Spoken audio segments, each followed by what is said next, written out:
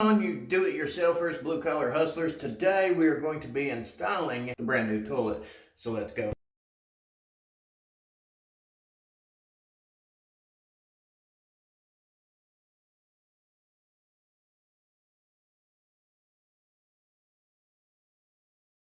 You're going to need to go decide what type of toilet you want to install. With this one, we got the general American standard. It's going to be replacing that old one right there. This is the basic Cadet Pro toilet bowl. Toilets don't need no description. You know what they are. The porcelain throne. Go ahead and set our hardware out here on the toolbox. Make sure we got everything we need ready. And then we got that Pro toilet tank, which we're going to be setting on top of the toilet, of course. So what I go ahead and do is get the old wax ring, what is left of it, out of the way. Get them bolts out of the way. This is the nastiest part of the job. Get you some gloves on, scraper, get this all cleaned up, remove those bolts.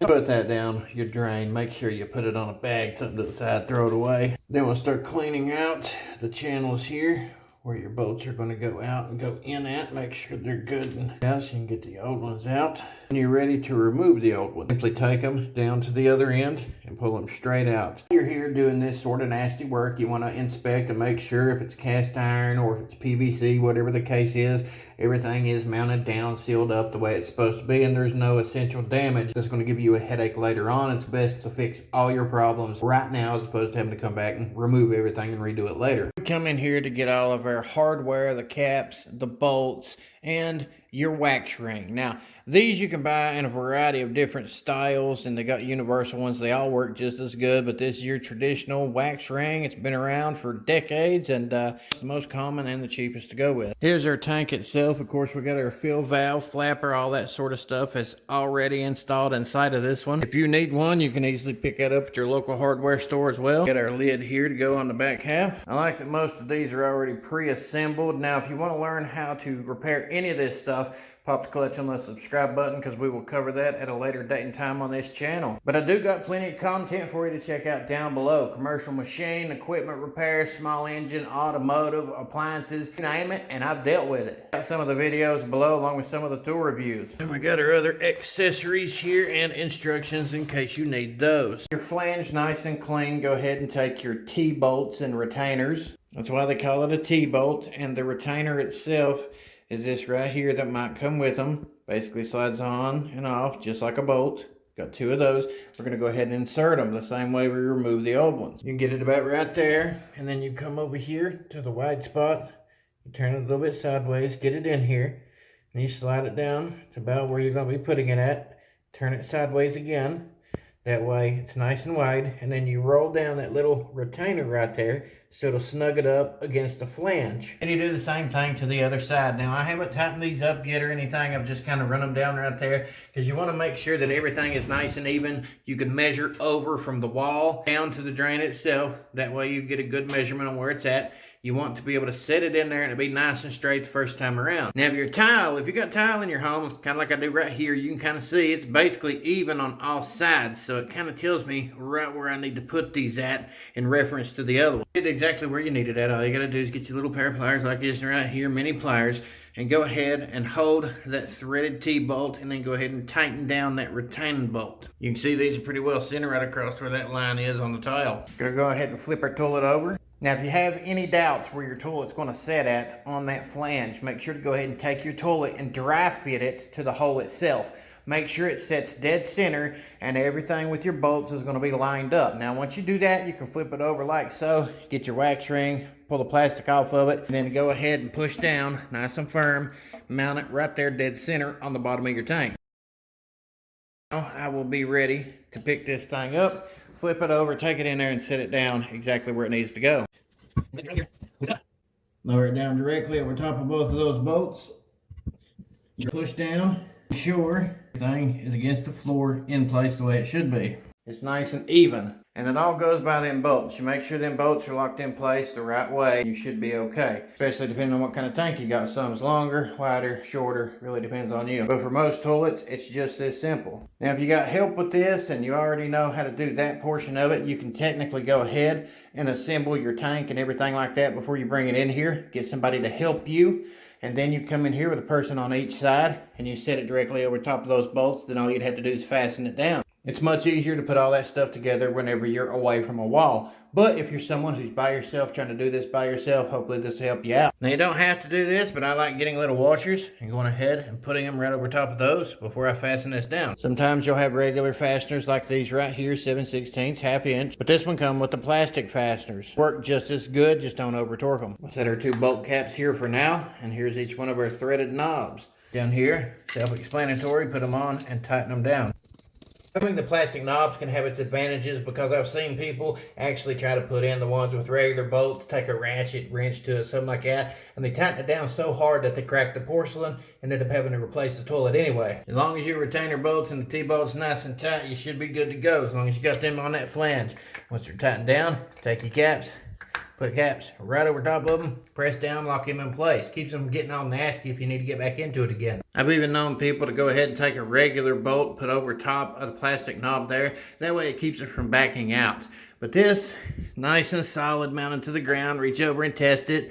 Make sure it's not going anywhere. Worst part's done and over. We come over here to your tank. Of course, this is going to be your upper tank. This is your lock nut that goes to the tank. This is your fill valve for the water coming into the tank. And those are your 2 tank bolts right there. Before you mount this down, you want to make sure to get this gasket right here. Take it, put it over top of that octagon right there. It'll keep everything nice and soft, because once again, if you tighten down those bolts too tight and it goes up against this, you can break your tank. So that's what this is for, so you don't have to over tighten anything. You want to get it good and snug and lined up properly, because that's going to be to your water dump. We'll pick our tank up here and go mount it in place. Now you know where it goes at. We're right there on the back of the toilet. It goes up, it goes down on both sides.